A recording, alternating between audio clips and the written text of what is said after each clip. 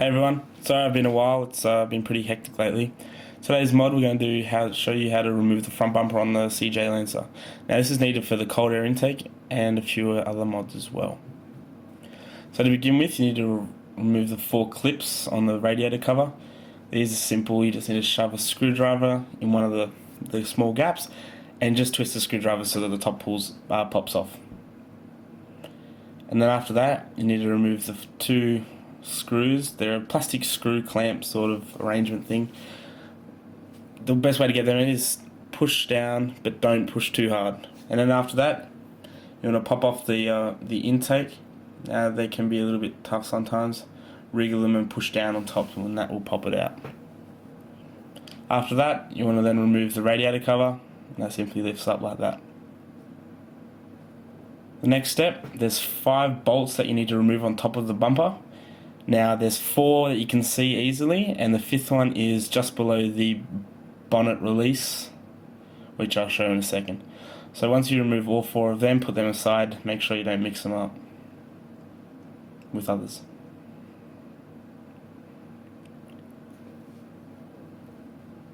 So this is the 5th one. You can see it's just a little bit out of sight, but it's underneath the release, and after a while it comes out as simple as the other ones.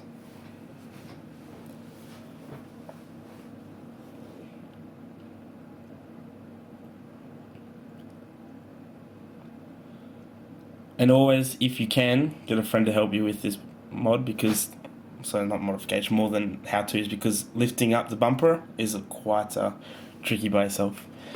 Next step, you want to remove your license plate, and they're just 2 Phillips head screws. The next step, there's 2 10mm bolts just underneath where the license plate is. You just need to get a socket and an extension for that and just pop them out. They're a little bit tricky to get out.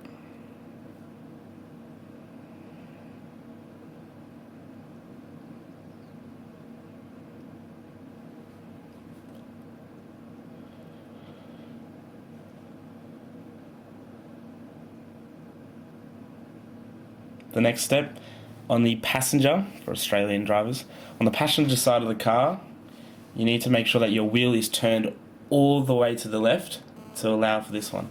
Now there's another 10mm bolt you need to unscrew from down the bottom. It holds on the plastic guard / cover thing, and that just pops off down the bottom.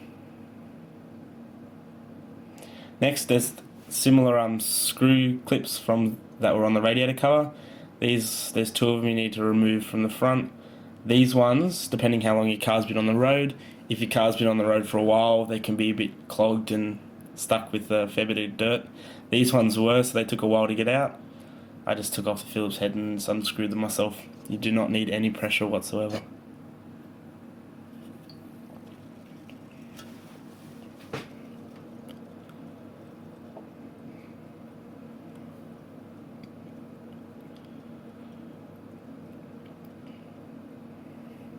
And then pull them out. Now just above the wheel there's a few of those plastic clips, a lot smaller than the ones on the front. You need to be able to pull them out. They're a little bit hard to see. They're the ones you got to get to.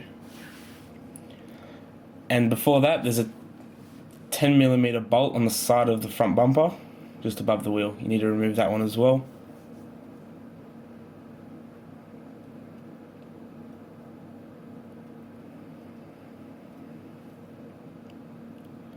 After that, there's another 2 clips. Now these are just behind the front tyre, so just on the other side of where we were just taking them off.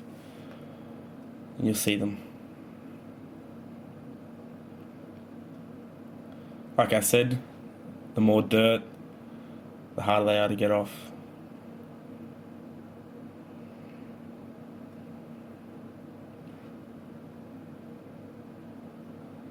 And then going back to the one that I showed you before, above the wheel, you need to get this one off as well. There you go. And there's one more clip right behind the wheel, just above the wheel, on the back of it. And this one pops off as well. Then underneath the front bumper, There's 5 bolts you need to remove. These are 10mm ones as well. Just go through, take these off. These hold down the guards at the bottom.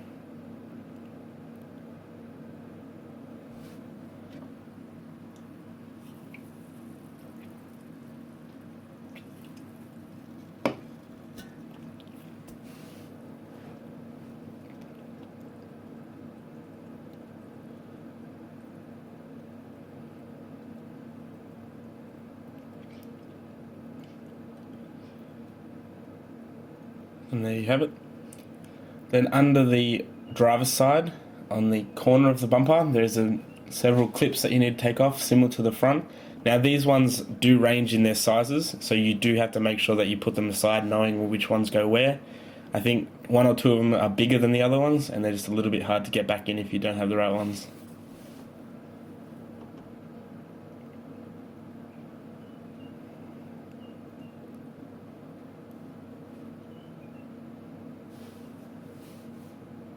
Now onto the passenger side of the car. There is one less than the driver's side, but just remember which ones go where.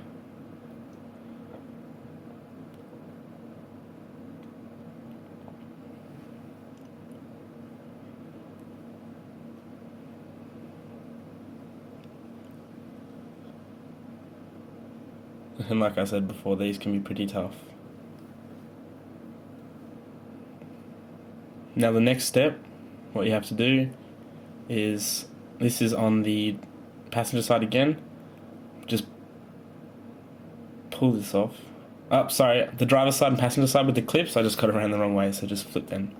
Now on the bumper, there is white clips on both sides. Now these, you just have to grab, fiddle them around just to loosen them up.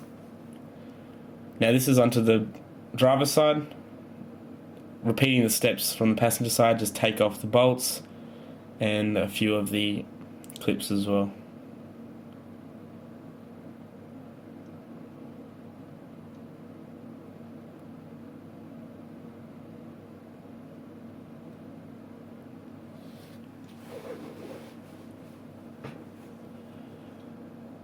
Repeating from the passenger side.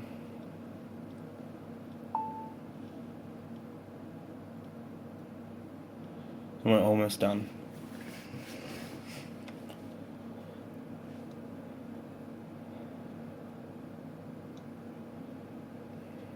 Same as the other side, don't apply any pressure when trying to unscrew these, otherwise they just will not come out. They're a little bit tricky.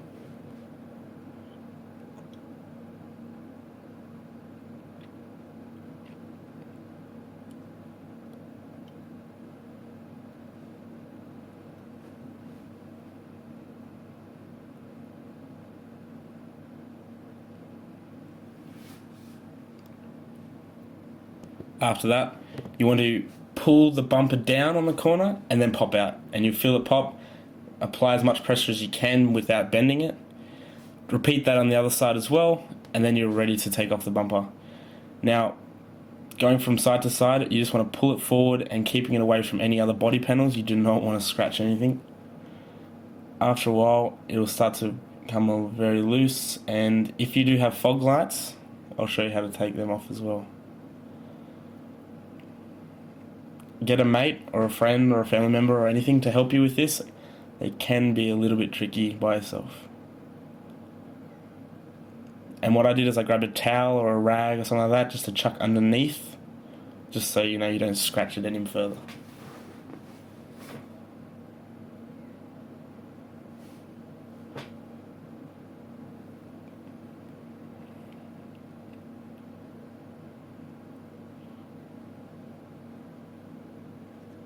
To remove the fog lamps, there's 2 harnesses on the back. Now, one was tricky and one was easy. There's a small black clip that you have to press down on the top, very similar to most other types of plugs. Push that down and it will pop down.